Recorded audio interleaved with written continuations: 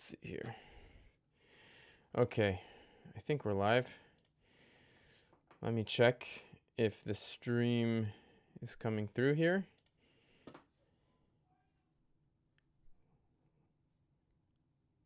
It looks promising. Okay, cool. Today, I want to talk about this new book I read, Being Jewish After the Destruction of Gaza, A Reckoning by Peter Beinart. You may know Peter Beinart from his publications, from his writing in various publications, from including The Atlantic and beyond. I know him from his news, like broadcast appearances. He's like appeared on MSNBC and Fox News and all the big news channels as like a commentator, and I've followed him over the years. His positions, and specifically I took very keen interest in the way his talking about Israel and the Israeli-Palestinian conflict has evolved over the past 10 years or so, probably, that I've been following him. Peter Beinart is certainly Jewish, and he identifies and he inhabits the Orthodox Jewish world, which is the same world that I inhabit. He attends daily prayer services in his Orthodox synagogue. He reads from the Torah and is, someone who, is in that world, in the same world that I very much grew up in and still am, to some extent, to a large extent, a part of. And so I took keen interest in this new book of his. The title itself, of course, is very provocative. Being Jewish After the Destruction of Gaza. It doesn't get more provocative a title than that. And it's a short little book, just like 150 pages or so. The book came out last Thursday. There was a book release in New York City. There was a book launch at the New York Society for Ethical Culture on the Upper West Side. I actually attended that, which was very nice. Very enjoyable to hear him talk, and he was interviewed. I don't remember the name of the person that interviewed him at the moment, but I was excited to read the book, and now I'm excited to talk about it since I read it. It was a very quick read. I mean, the first thing that sort of stood out to me is sort of how brief it is. I think I've read plenty of books over the years that are, maybe 300 pages long, and you feel like, this could really have been 100 pages, and it's padded, has filler. When an author puts a lot of work into like taking some core concepts and constructing from them like an outline and sort of inflating it, and like each individual bullet point sort of gets blown up into a whole chapter, you can sort of sense that.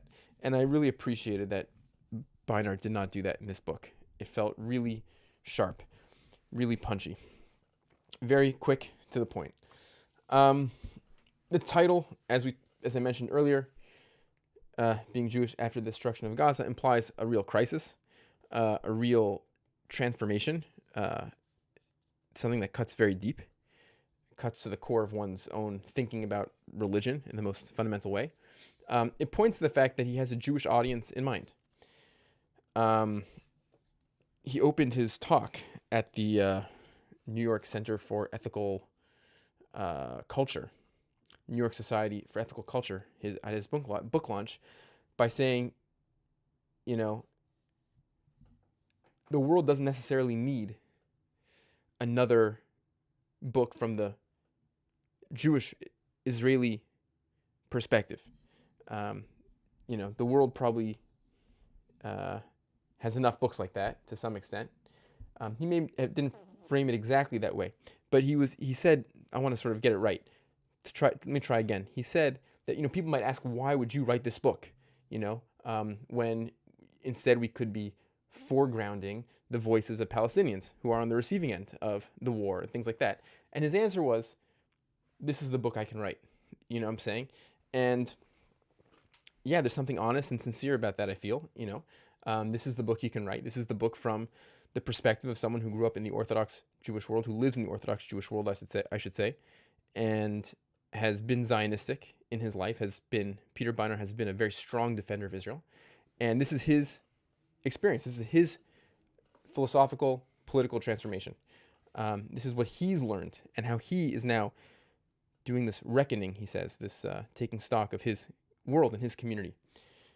The book opens with a kind of forward of some kind. A note to my former friend is the opening pages of this book. And it's very moving. It sets the tone of the book. You know, he's writing this book from a place of broken relationships. He's writing this book from a place of there are people who have cut off talking to him because of his change. And he deals with that by drawing upon two sources. He explores that tension and that crisis from the perspective of two different sources that he draws upon. One in the Talmud, the character of Acher, who's this Talmudic character who denies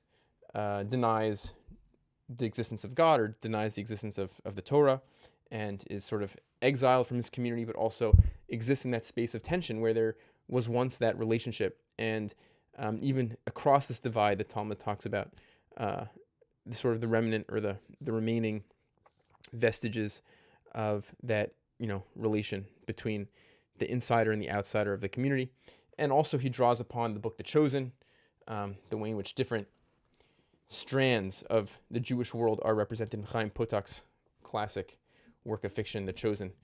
The ultra-Orthodox world of Judaism versus the modern Orthodox world of Judaism, and the tension, the creative tension and disagreement that exists there. And he sort of imagines his own, kind of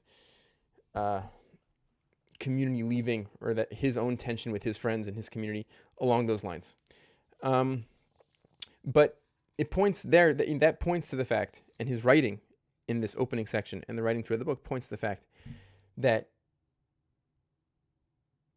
he wants you to know, he wants his friends to know, his former friends to know, that he's coming from a place of love. He's coming from a place of compassion. He's coming from a place of understanding. And that, I think, in a lot of ways might be the hardest thing for his friends to hear. Or, as someone who sees someone like Peter Beinart as a traitor, as someone who has become sort of an enemy of this political project of Zionism. He wants you to understand that his intentions are pure, that he's coming from a place of love. He's coming from a place of wanting the best for Israelis and Palestinians, of course, as well. But the argument is that that goes hand in hand. And yeah, the message of those opening pages, the message of the book, and the message that I'm well aware of from my own experiences, that that's a hard thing for people to hear. For people who, again, see Peter Beinart and this idea as very dangerous and adversarial, there's just a complete writing off and a complete rejection. And Peter Beinart wants to say, it doesn't come from a place of malice. Okay, let's keep going. So I have some bookmarks here. I thought we'd go through them. It's a very short book, as I said. It's a very information dense. There's no filler in this book, but I identified a few themes, a few excerpts that to me stood out, and I thought I would just sort of share those with you all tonight.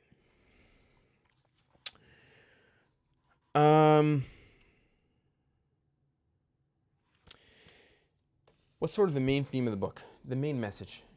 He's writing towards a Jewish audience, and he's saying there's certain narratives, there's certain ideas, there's certain perspectives which your community has so completely blocked out.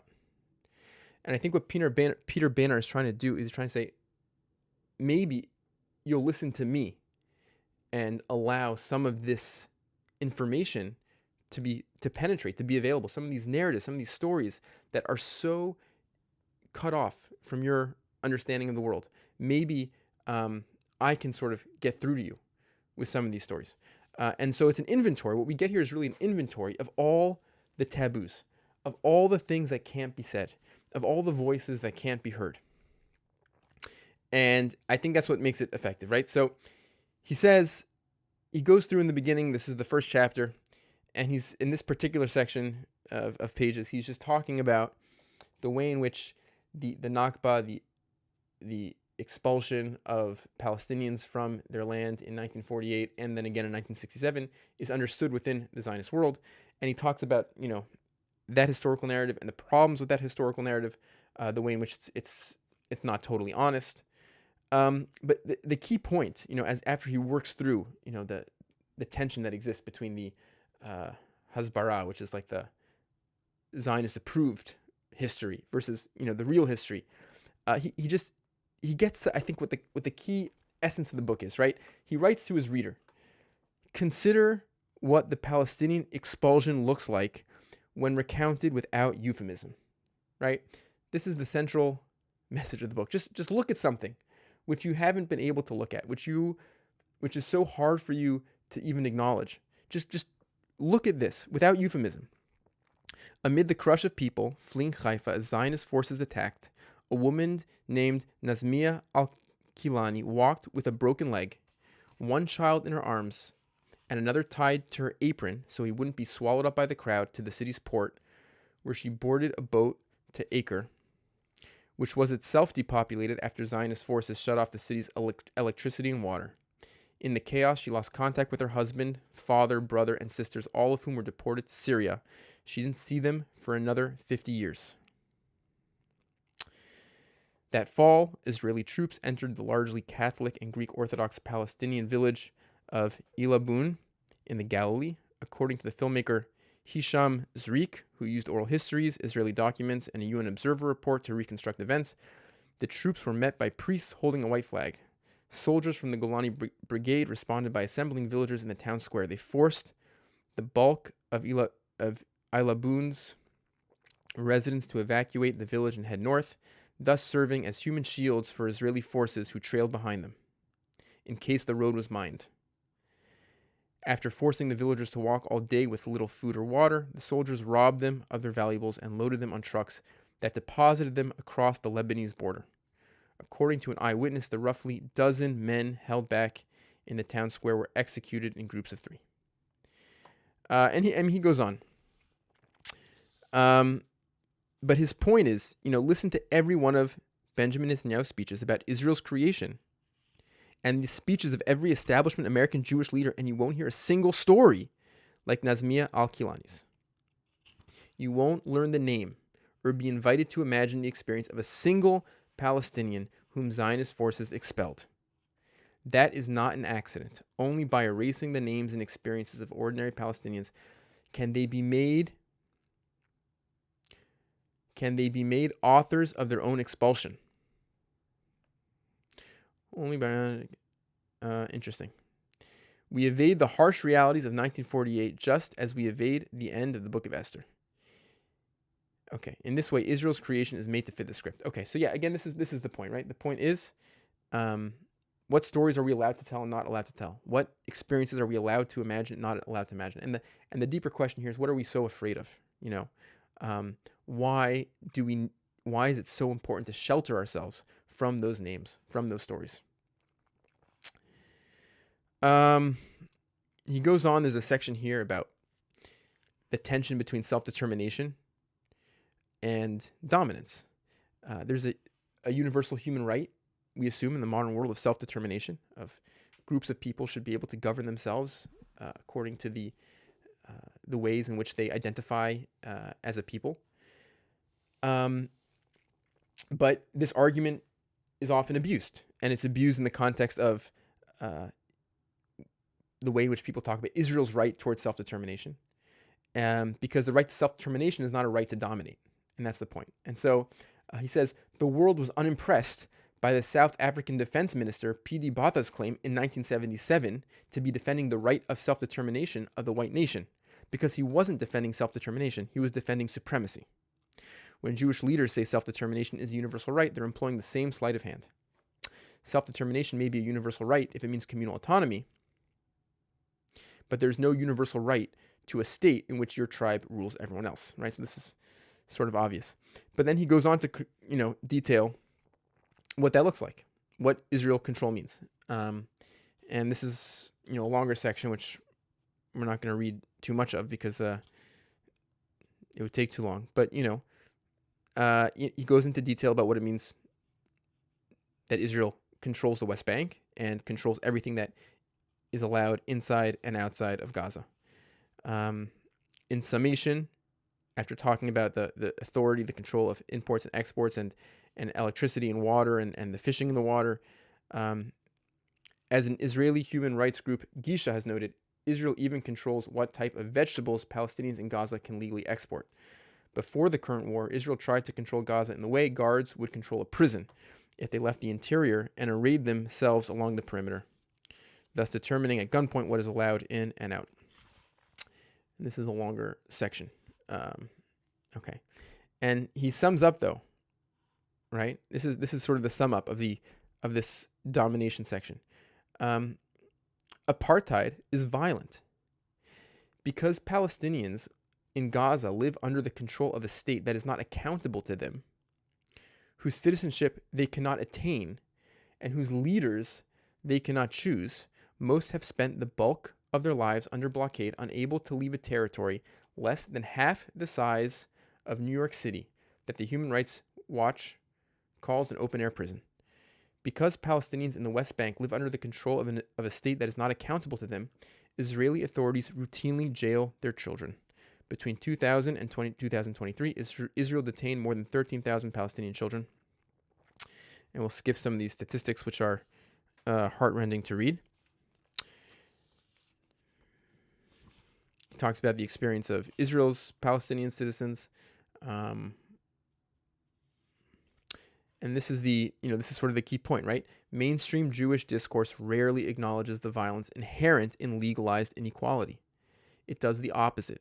It characterizes as violent, even genocidal, the prospect of equality under the law.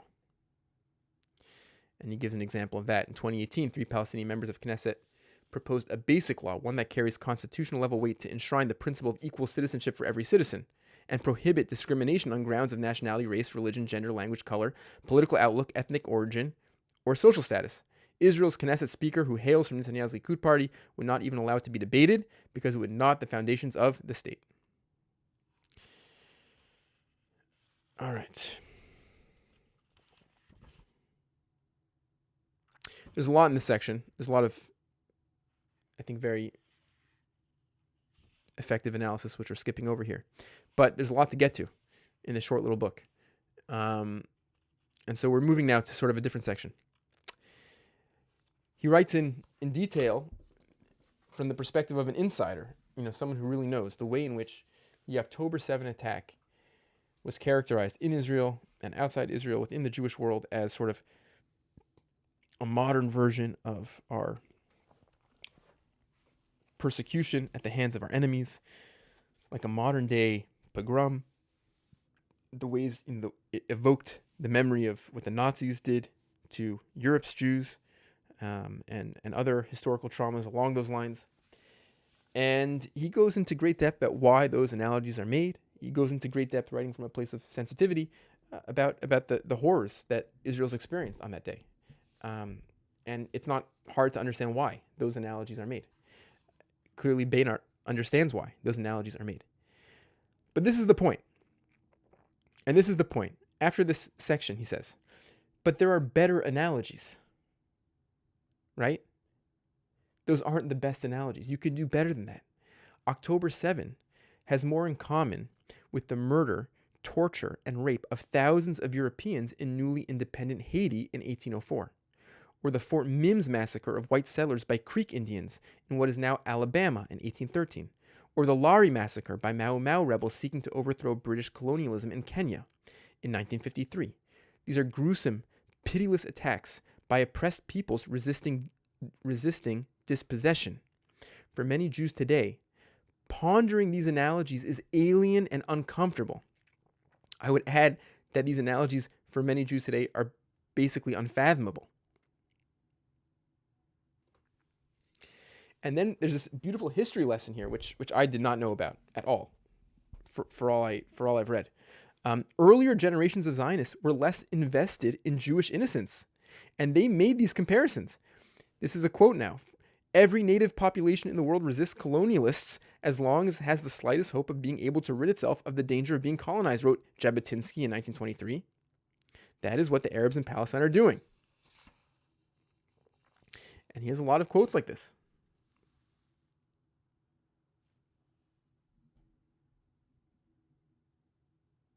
Another Zionist official, since they have no armies, they could not obey the rules of war. They perpetrated all the barbaric acts that are characteristic of a colonial revolt.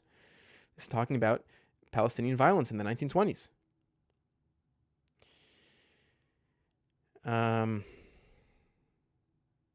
Other examples. This is an interesting one. In 1956, when Palestinians ambushed and killed a young security officer in a kibbutz near the Gaza Strip, the Israeli chief of staff, Moshe Dayan, delivered a stunningly frank obituary. I did not know any of this, by the way. He says, quote, "Let us not cast the blame on the murderers today," he declared. "For 8 years, they have been sitting in the refugee camps in Gaza, and before their eyes, we have been transforming the lands and the villages where they and their fathers dwelt into our estate." Writing about Palestinian armed resistance in 1976, the Israeli social critic Yeshayahu Leibowitz declared, "In our times of worldwide decolonization, a colonial regime necessarily gives birth to terrorism." Right? These are the metaphors that Beinart asks we consider. These are the historical metaphors.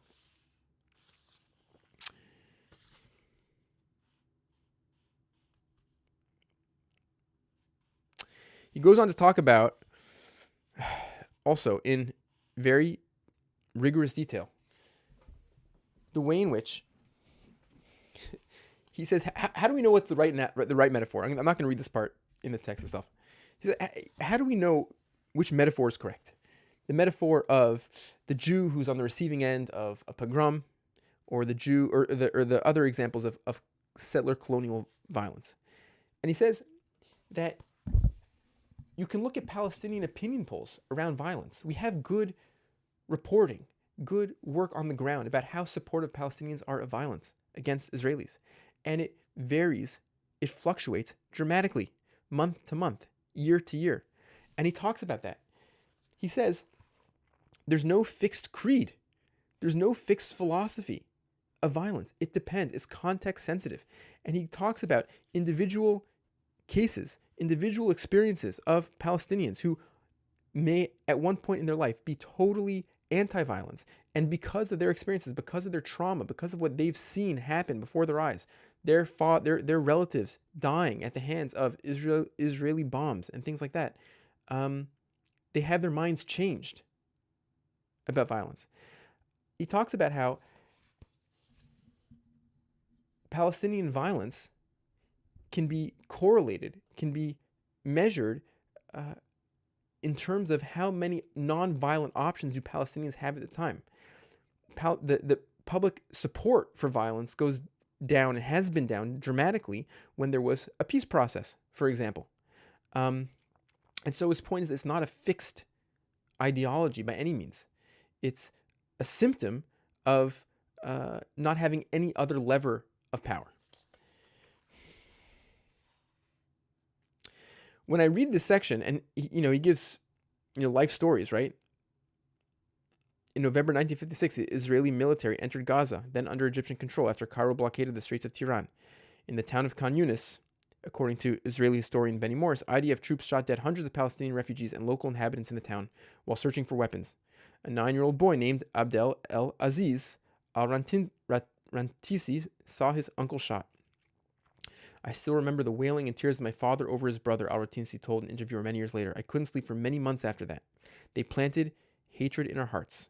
3-year-old Ziad Al-Nakhala witnessed the execution of his father. 3 decades later, Al-Rantisi helped found Hamas. Al-Nakhala now leads its smaller but equally militant rival, Palestinian Islamic Jihad, right? Something not stated in this book, something very taboo,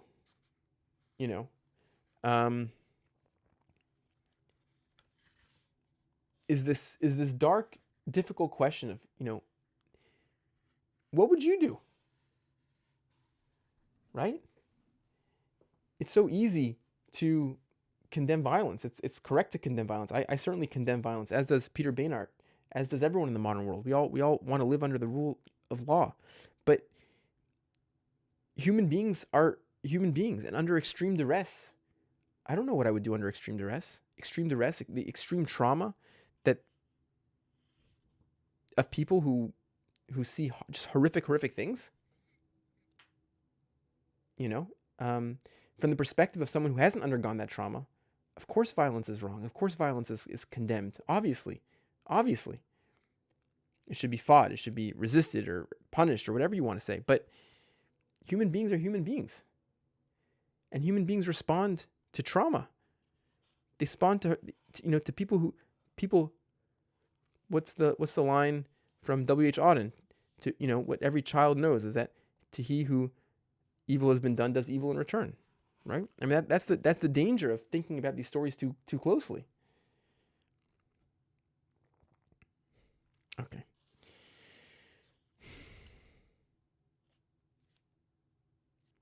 There's a section here, this paragraph here about conditions in the Gaza Strip in recent years. The Strip was unlivable according to the United Nations, largely because of its lack of electricity and clean water. The ocean off its coast had grown putrid since Gaza's sewage plants, lacking sufficient electricity to treat wastewater, pumped it into the sea. In the second quarter of 2023, youth unemployment was roughly 60%.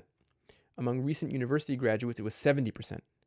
The journalist Muhammad Shahida, who grew up in Gaza, told me that his friends there sometimes quipped that they could not even afford to fall in love since they lacked the money to leave their parents' homes. Once in their 20s, many stopped wishing each other happy birthday, since every passing year was a painful reminder of their inability to build independent lives. In 2020, Shahida wrote an essay about suicide. In Islam, he explained, suicide is an unforgivable sin that leads to eternity in hell.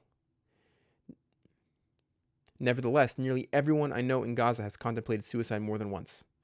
They suspected that God's hell, no matter what, would be better than the hell Gaza now is. And that was all before the current war.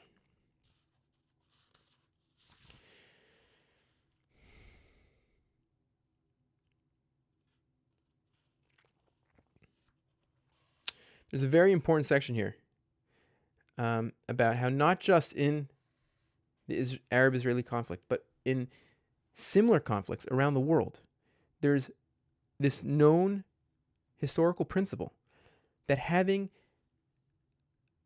an outlet of peaceful protest, of effective dialogue, of diplomatic relations as a means towards achieving an improved way of living dramatically reduces the popularity and support for violence. I think it's intuitive on a human level. I think it's intuitive if we use our imaginations, but even if you don't have an imagination, there's so much historical evidence for it.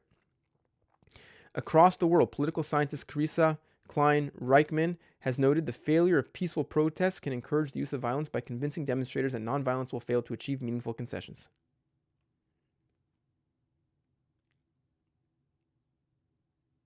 It was only when all else had failed, when all channels of peaceful protest had been barred to us, that the decision was made to embark on violent forms of political struggle, declared Nelson Mandela in 1964. He could no longer, this is Nelson Mandela, he could no longer continue preaching peace and nonviolence at a time when the government met our peaceful demands with force.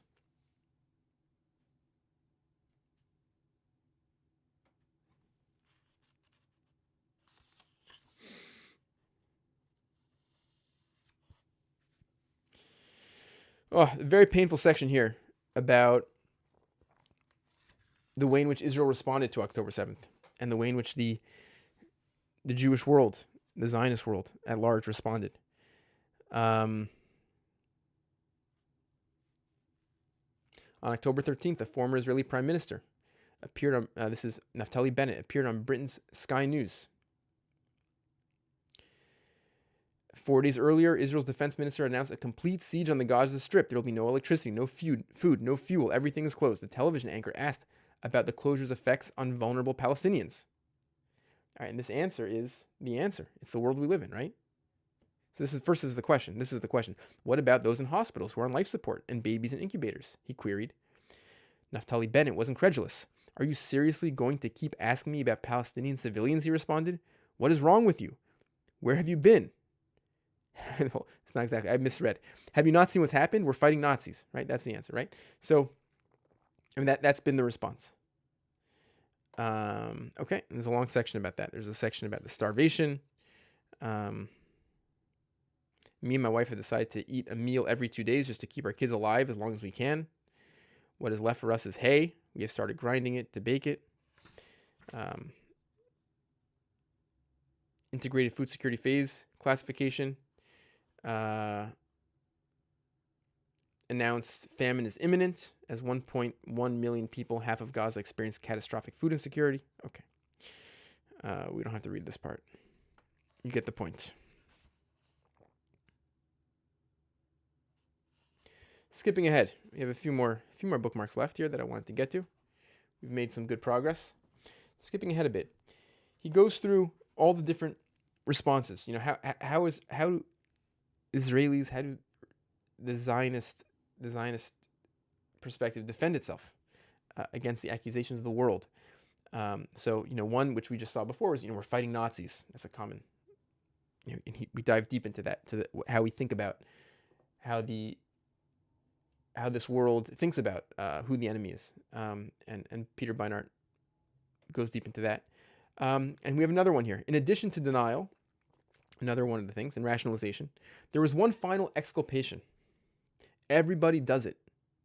Israeli officials were particularly fond of analogizing its bombing to the United States and Britain's wars against the Islamic State in Iraq and Syria, and against Nazi Germany. In any combat situation, like when the United States was leading a coalition to get ISIS out of Mosul, there were civilian casualties, argued the Israeli spokesman Mark Regev in late October 2023.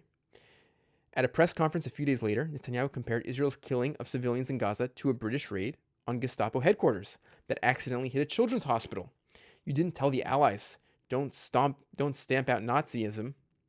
Don't stamp out Nazism because of such tragic consequences, he told reporters. So, U.S. officials contested the ISIS comparison. They noted that during even the heaviest fighting against the Islamic State, the United States generally dropped 2,000 to 3,000 munitions per month, compared to in the first month of Israel's Gaza war, Israel dropped 10,000. But that misses the point. The ISIS and Nazi comparisons aim to render any rate of bombing, any number of civilian deaths acceptable. When fighting enemies intent on creating totalitarian empires, you do whatever you need to do. But whether or not that was an appropriate attitude to take against Hitler's Germany and the Islamic State, the problem with the Gaza analogy is that the Germans in 1944 and Iraqis and Syrians in 2015 were not under foreign occupation. They were members of sovereign states. That's why it's so misleading to justify Israel's response to October 7th by imagining how the United States would answer an attack to Mexico. The United States doesn't occupy Mexico. It doesn't determine whether Mexicans can import soap and export furniture. When you enter Mexico, border officials don't look up your name in an American government database to determine if you're legally allowed in. Israel exercises that control over Gaza. A better analogy would be America's response to attacks from Indian reservations in the 19th century. In Gaza, Israel isn't fighting citizens of another country. It's fighting people who hold no citizenship because Israel forced them out of their land and now confines them in a coastal ghetto. It's hard to find contemporary analogies for that kind of war because it's a throwback to the colonial age.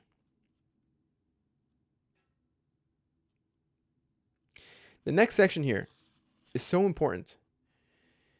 It's so crucial. It's the point that you can't defeat Hamas with bombs.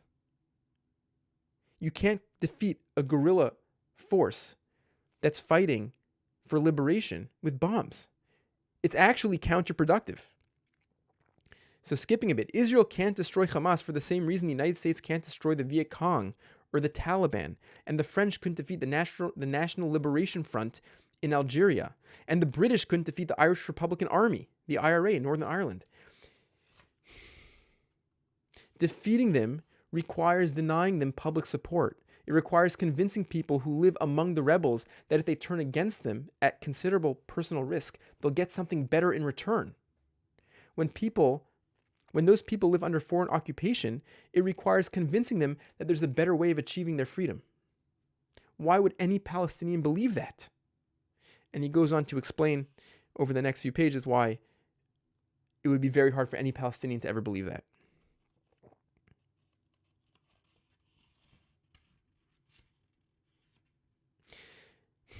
Right? I mean, it's very powerful stuff, right? He says that you can fantasize all you want about a world without Hamas, right? The whole aim, the reason we've been bombing for more than a year, right, is to defeat Hamas. We must defeat Hamas. This is like this rallying cry in this world, the pro-Israel world. Israeli and American Jewish officials can fantasize about a world without Hamas. But even if the organization did somehow disappear, some other armed group would simply take its place. Palestinians, after all, have been fighting against Zionism and later Israel for roughly a century. The Arab Revolt in 1936 and 1939, the Battle of Karemeh in 1968, the airline hijackings. None of them were carried out by Hamas because Hamas wasn't even created until 1987. Palestinian resistance predates Hamas and would surely post-date it too. And the more brutally Israel behaves, the more brutal the resistance is likely to be. And then here's a quote from the former head of the Shin Bet, Ami Ayalon. If we continue to dish out humiliation and despair, the popularity of Hamas will grow. And if we manage to push Hamas from power, we'll get Al-Qaeda. And after that, after Al-Qaeda, ISIS. And after ISIS, God only knows, right? The point that he makes, he says it explicitly, is that he wants people to see what, of course, to, I think, most of the modern world is actually quite obvious, but to one segment of the modern world might not be obvious, that the safety of Israelis is inextricably linked to the safety of Palestinians, and that those two stories can't be totally separated. That if you believe and you care about the safety of Israelis, if you want Israel to be a safe haven for Jews and for people, for anyone, for human beings living in its borders, then the Palestinians have to also have liberation and security and self-determination and human rights and civil rights and be enfranchised and be voters in a country that they control, where they're full citizens.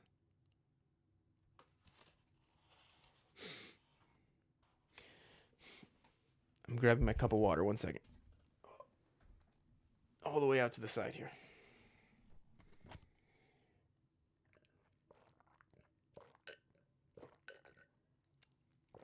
Okay.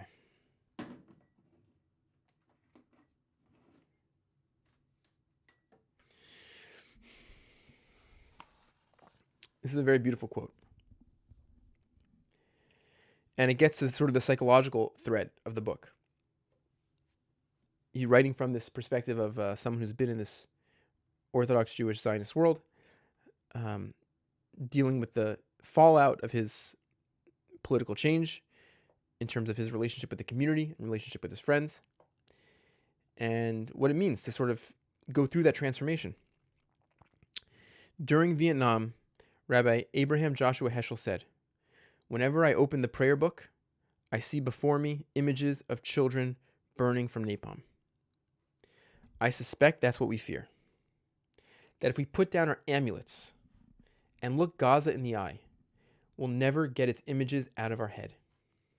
We'll look at our prayer books, many of which include prayers for the army that killed Muhammad's friend Ali." He's, of course, referencing stories of people in Israel today that whose stories he writes about in the book. "And we'd see Gaza's burning, starving flesh. We'll see it on the walls of our synagogues and Jewish community centers, at our Passover Seders and Shabbat meals. The ground underneath us will grow unsteady." And yeah, nothing could, whatever. Leave it at that.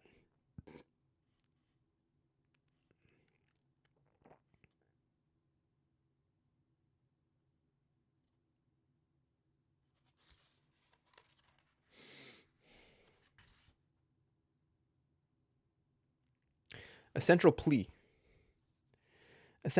in the book is just to listen. It's just to be a little bit curious, be a little bit open to some other stories, to some other perspectives. Not political perspectives, but the stories. Just be open to the experiences of Palestinians in the past and today. Just just open your mind to that a little bit. He has a section of the book, the chapter is called The New Anti-Semitism. And it's about the way in which the discourse around the war is understood within the Jewish Zionist world, and the way in which almost any criticism of Israel is undermined and delegitimized as anti-Semitic.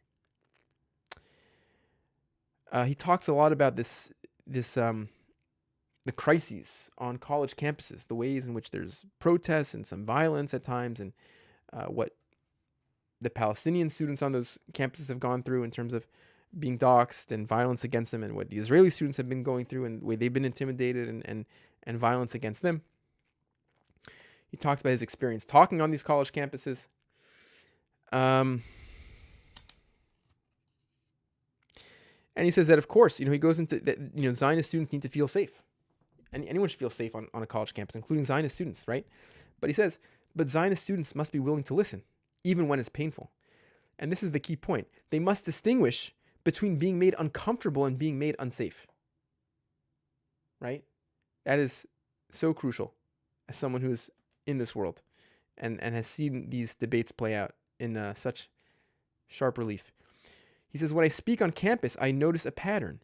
The Jewish students who have spent the most time listening to Palestinians by taking classes on Palestinian history, attending events with Palestinian speakers, or simply getting to know their Palestinian classmates are the least likely to equate anti-Zionism with anti-Semitism. These interactions help them understand why Palestinians and their supporters might dislike Israel without disliking Jews. In doing so, they also gain empathy for the Palestinian and pro-Palestinian students whom Netanyahu and the ADL demonize. Because the dark irony of Netanyahu's claim that American universities resembled German universities during the Third Reich is that the students and faculty in greatest danger are Palestinians and their supporters. Okay, and so then he talks about the experiences of Palestinians on these college campuses. Okay, we'll skip that part.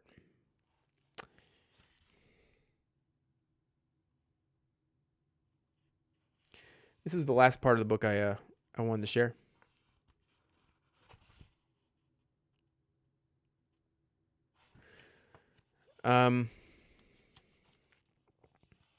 Just thinking for a second if there's anything else I want to say before we move on here.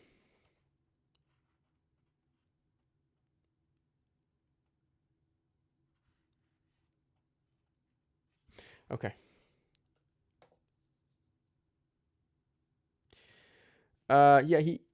He tries to trip away in this sort of last section of the book here on this notion of Israeli exceptionalism, the logic that says we're always a righteous victim. The state can't do anything wrong. We're righteous by definition, and I don't think that's unique to the Israeli experience. I think that's pretty common in all countries in all times. It's very hard to see yourself as being the bad guy. There's like a British skit comedy, clip where like two Nazi soldiers are asking each other, "Are we the baddies?" The joke is that it doesn't happen because everyone sees themselves as innocent. But he says here, the benefit of recognizing that the Jews are not fundamentally different from other people is that it allows us to learn from their experience. This is a section of the book that I thought was very effective and very impactful. Jewish exceptionalism is less exceptional than we think. We are not the only people to use a story of victimhood to justify supremacy.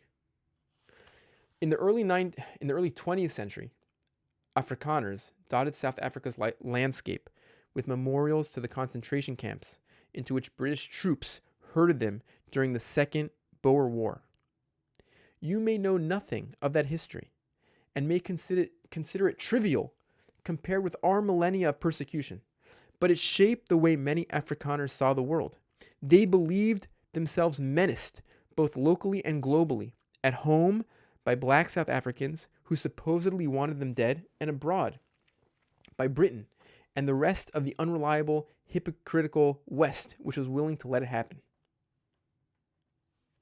Today, this narrative may seem delusional and grotesque, but I spent part of my childhood in apartheid-era Cape Town. Trust me, Afrikaners, and most other white South Africans believed it with all their heart. And it wasn't as different from the story Jews often tell ourselves about Israel as we might like to believe.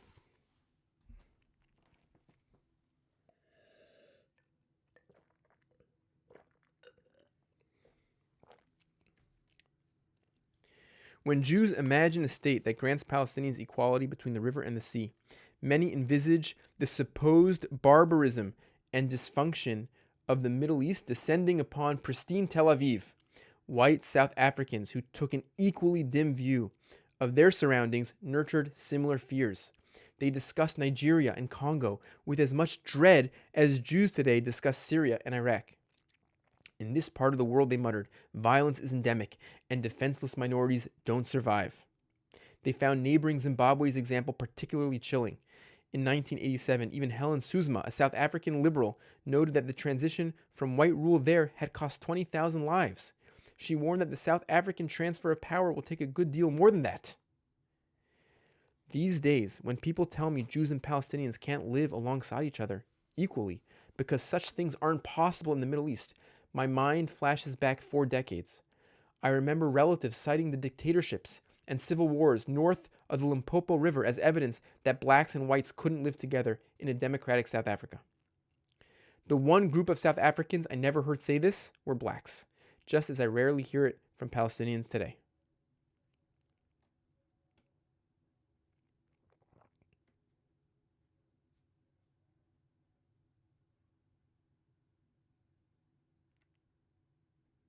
White South Africans were just as afraid of being thrown into the sea as Israeli Jews are now.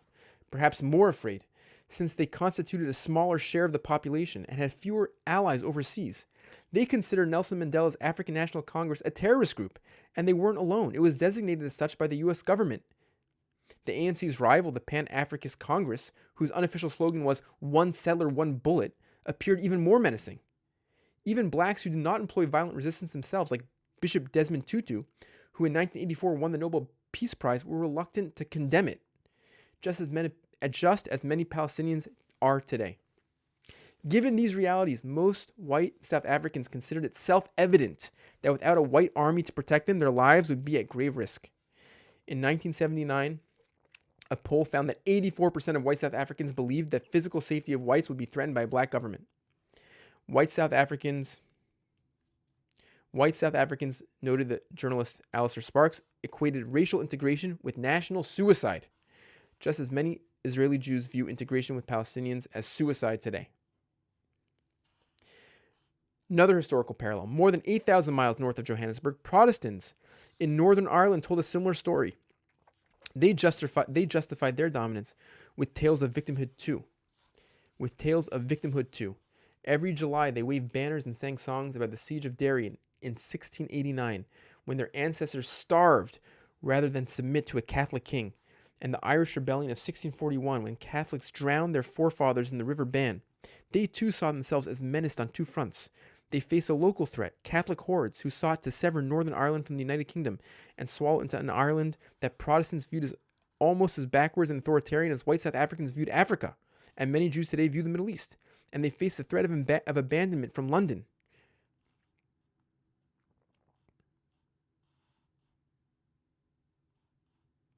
Protestants trembled when they contemplated what these killers might do if handed the arsenal of the state. I'm skipping a bit. I'm reading, sort of taking sentences here and there out of context. The fear that the Protestants felt during the Troubles in Ireland. When British, Irish, and U.S. governments pressured Protestants to abandon their political dominance in the 1998 Good Friday Agreement, their most famous leader, Ian Paisley, called it a prelude to genocide. The next example he gives is about racial equality in the American South. We're skipping this part. And this is the key point, though. Right? This is the key. Now we get to the point. This is the punchline. Okay? Why were these frightened supremacists wrong? What's the lesson of all these stories? Apartheid South Africa, the Troubles in Ireland, the segregated American South, who feared giving blacks enfranchisement, Why were these frightened supremacists wrong? Why didn't the comrades of the ANC and the PAC, right? These are the African anti-apartheid groups. Why didn't they storm through neighborhoods like my grandmother's, chanting "one settler, one bullet" and massacring whites once apartheid fell? That's the question. Why didn't the IRA lay siege to Protestant neighborhoods in Derry? At its core, the answer is achingly simple. Because most people, black, white, Catholic, Muslim, Palestinian, whatever, they don't take up arms lightly. They don't want to kill or be killed. They do it if they feel they have no other choice. When oppressed people gain a voice in government, they gain another way of speaking to those in power, one that doesn't risk their lives, that doesn't make political violence disappear, but it tends to decrease. That's why South Africa didn't endure a bloody 15-year guerrilla war like Zimbabwe, because its leaders realized more quickly that the only way to stop a black uprising was to give blacks the vote. It's why rivers of blood don't run in the streets of Alabama. Imagine how much more racial violence there would be in Wallace's home state today had black Southerners not gained the franchise in 1965. Or consider the fate of a South African practice called necklace. It was the ANC's method for punishing collaborators with the apartheid regime. Comrades would hang a tire around the unfortunate's neck, douse it with gasoline, and set it on fire. In 1985, Nelson Mandela's wife, Winnie, one of black South Africa's most powerful figures, declared, "With our boxes of matches and our necklaces, we shall liberate this country." The ANC would not condemn the practice. Right? This was the rhetoric. This was the violence. This was the terror. This was what people saw as the barbarity of the majority population that was denied the franchise in South Africa. This is why the white minority was so terrified. This is why peace and democracy felt so impossible, right? White South Africans shuddered as they imagined handing over the country to such people. But once a non-violent way of ending apartheid appeared as an alternative, notes the political scientist Mahmoud Mamandi, hardly anyone could be found to champion necklacing the day after. The necklace was a brutal response to a brutal system. Once that system disappeared, it did too.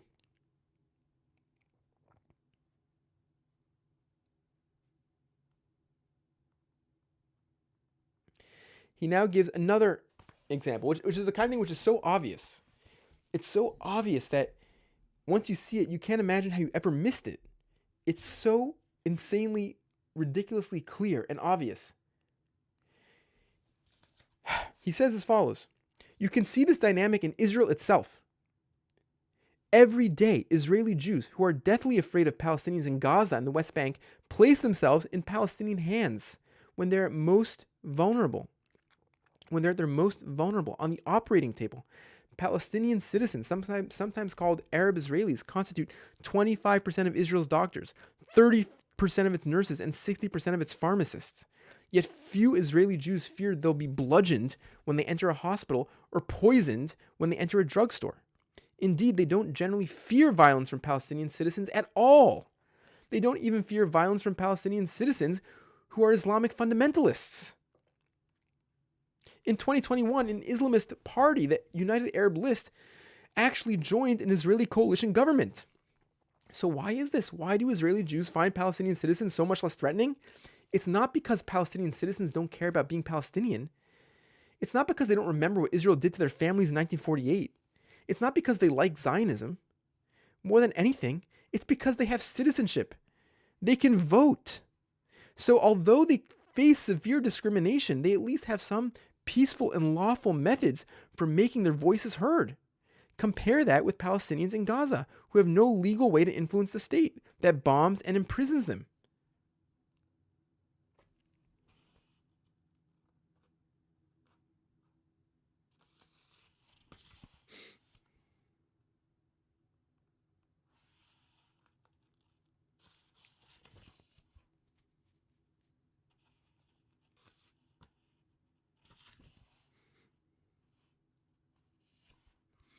There's more here.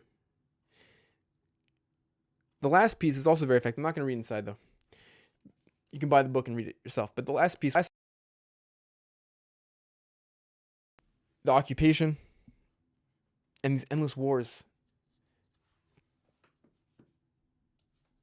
do severe damage to Israeli society and what it means to the soul of a people when it's expected that every kid does the army service where they man a checkpoint and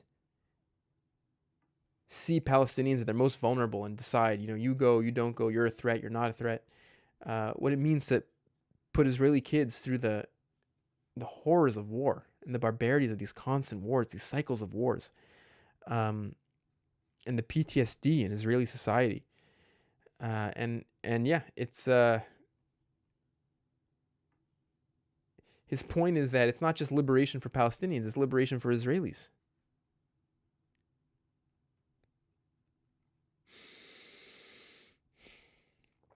The last thing I'll say here to end, final thoughts on the book. There's, I think, a parallel here between the experience that Peter Beinart describes, the experience of being in the Orthodox Jewish world, the experience of being in the Zionist world, and sort of seeing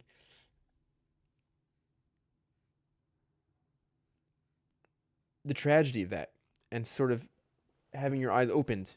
And he sort of walks us through that experience, the experience of meeting new people and getting new information. And that tragedy, that kind of a trauma, I think parallels something that's happening more broadly as we embark on the second term of Trump's presidency.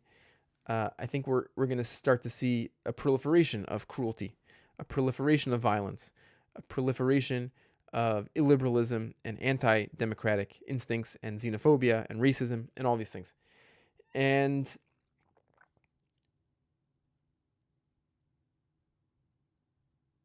I think the experience that the book captures is an experience which I think a lot of people feel in America and will continue to feel. That sense of dislocation, that sense of sadness as you watch the world sort of lose its mind. And I think what the path that, Beinart lays out is just one of personal courage and standing for your values and standing for your what you believe in terms of what's right and what's ethical, even when it's costly, even when it costs you personal relationships, as he so eloquently and tragically describes in the book. And I think as we move into a world where I think cruelty and illiberalism is in ascendancy, I think these are the kind of values and orientations that we should, take very seriously. Okay. Thank y'all for watching. Have a good night.